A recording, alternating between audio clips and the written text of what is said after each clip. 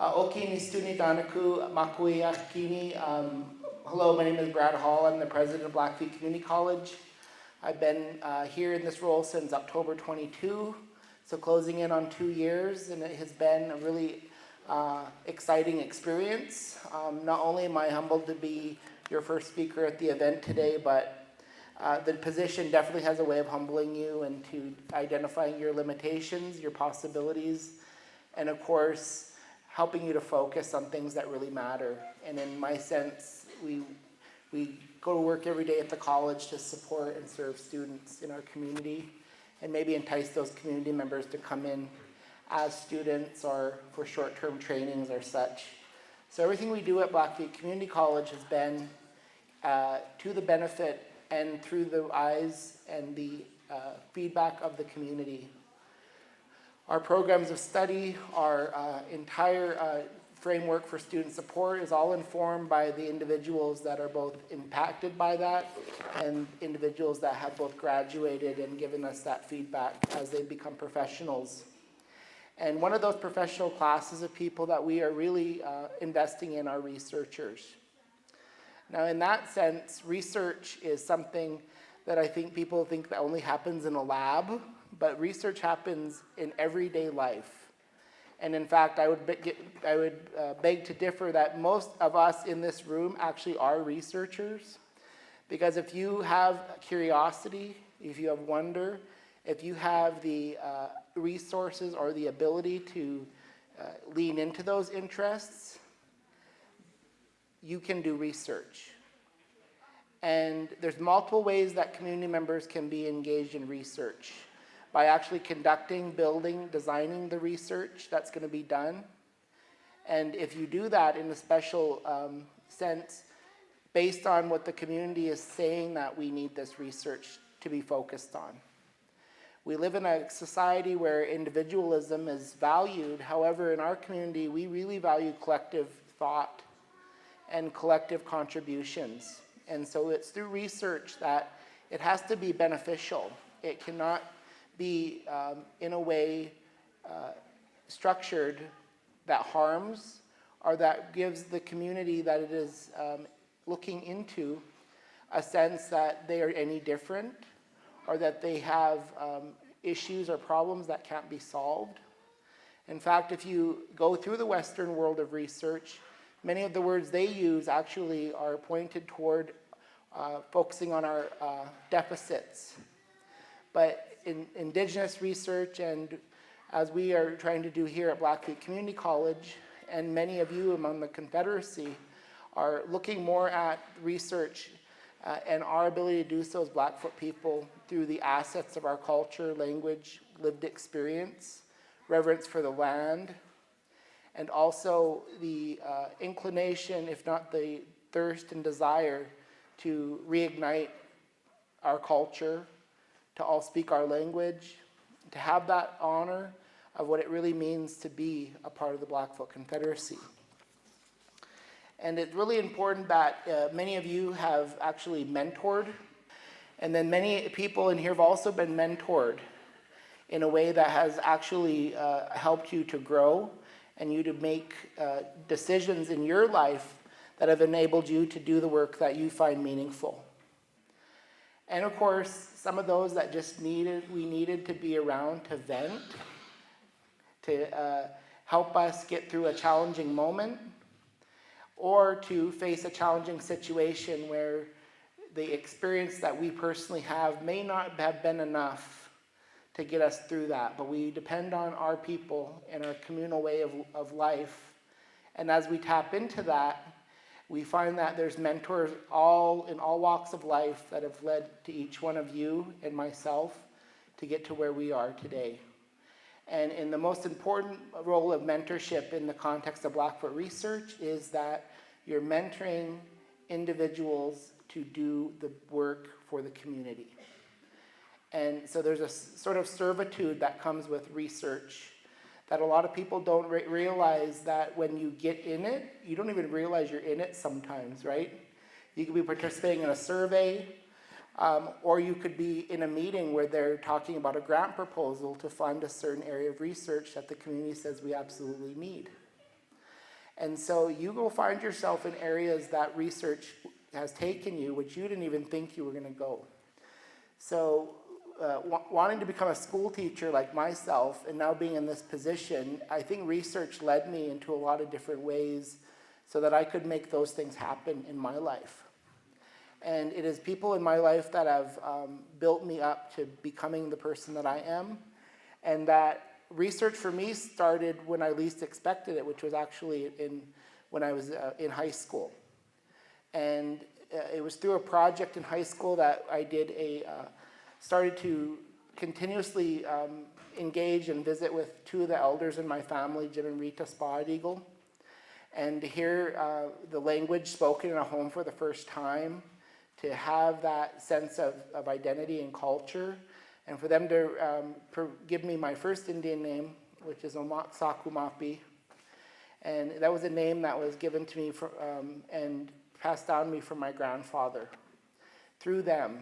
And it was through that transfer that gave me, I believe, a sense of self and identity, or to the foundation to build upon that. We all have similar experiences where those moments in our lives have passed us by.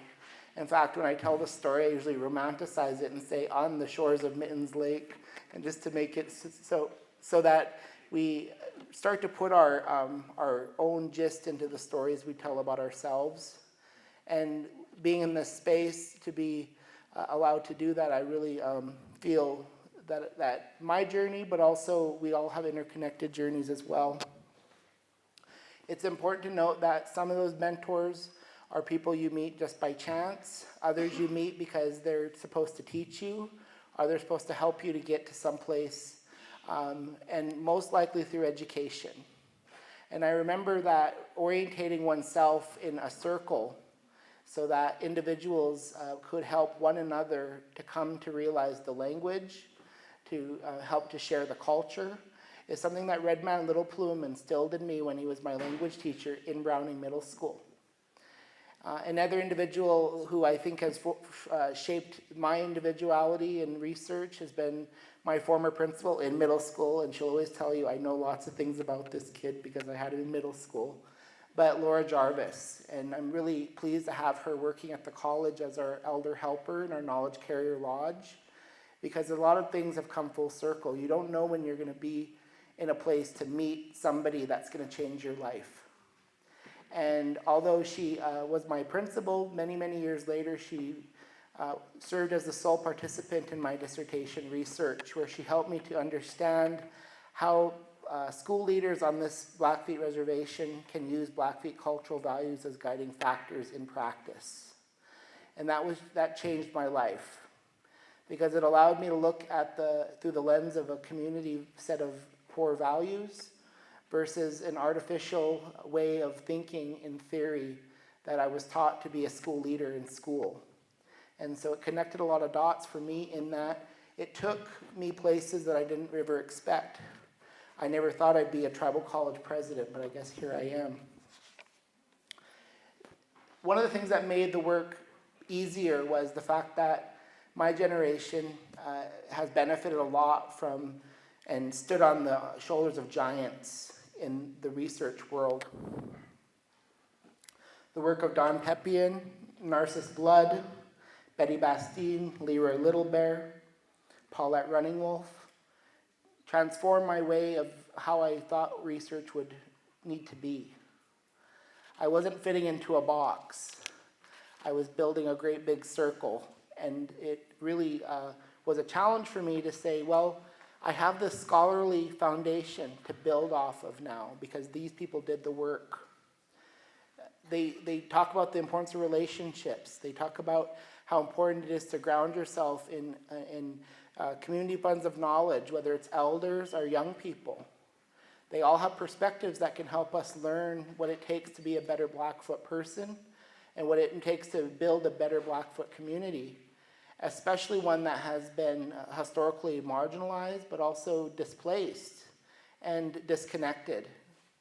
And so it's individuals like this that have really taken their time to build that foundation for us to do this research, to do this work that we're setting out to do. it's also important to know that there's people in our community that do work and go unnoticed. And also, within their own nature, just do what it takes to help support Indigenous people at the highest levels of institutions. I had a choice meeting with Alan Crawford a couple of years ago. And just meeting him, we clicked right off the bat, not just because he's Blackfeet, but because he was involved in research.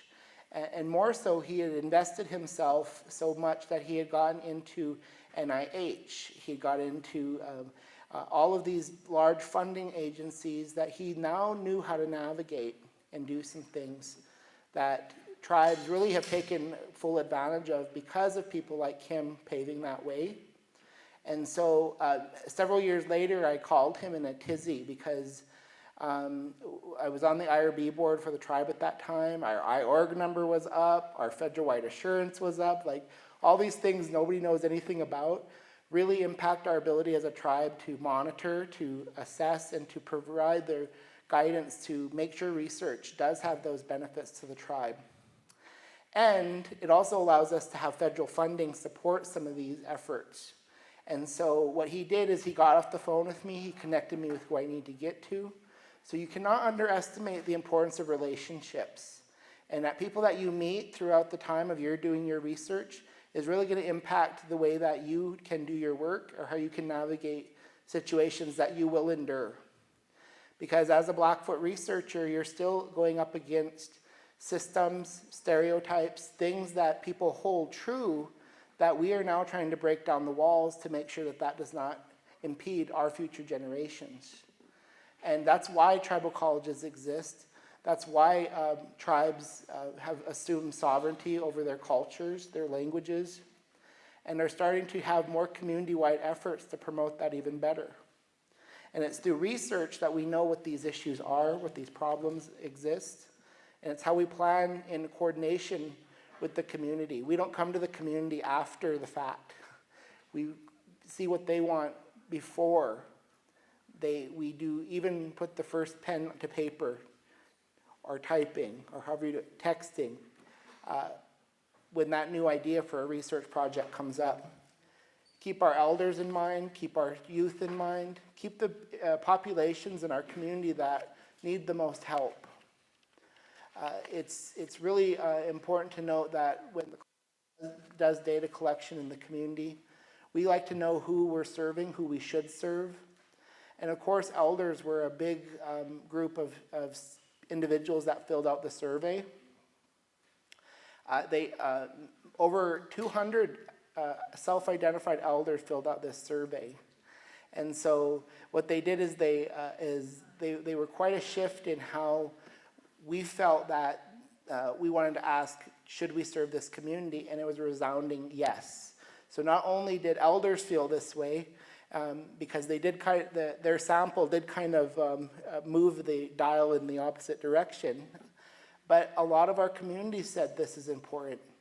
But not just because they want to hear from the elders or learn from them, but because they want to have them have a place in our community where they can be those knowledge carriers, where they can assist our students, our faculty, our staff in integrating our language and our culture. And so we look at mentorship as something that is organic and that can come in the community and at any one of us at any given moment. I have to give a special shout out to a couple more individuals that have helped kind of frame some of this. I got a chance encounter with Harold Gray one time, long-standing bear chief. Some of you may know who he is. And I never in my wildest dreams knew this guy produced books. He produced learning materials, books, historical accounts, stories. He published things at a time when a lot of this knowledge could have not been shared any longer. And now we're kind of at a crossroads where do we write it? Do we say it? Do we do both? What do we do to our language so that it survives? And so this is a research question that I'm currently grappling with because now the college is really involved in this notion being fully integrated into our school systems so that students do have those abilities to learn their language, their culture in the schools that they attend. And so for somebody like him to have the vision to say, let's write it down, because I'm not sure how that's going to happen or if this is going to be passed on. We're at a critical moment where we have to make those decisions as tribes, as a confederacy, where it is going to be something that we're going to have to form some form of agreement on, in that the language we all know the language has to survive, and if we start from that point, we will come up with some innovative ways to help encourage that more. Also, Stan Juneau. Stan Juneau, of course, was a longtime educator here, as Laura was. And when I was writing my dissertation, I read his history of Indian education in Montana.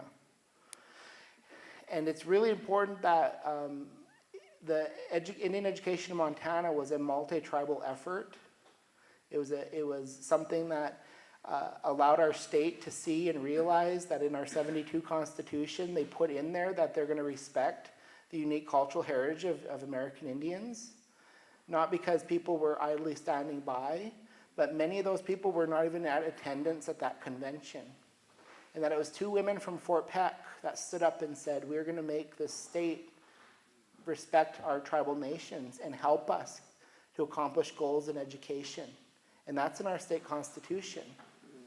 And so some of the people that I'm mentioning really have taken a lot of credibility and have built that up in order to show the rest of us what has been done so that we can build on those contributions.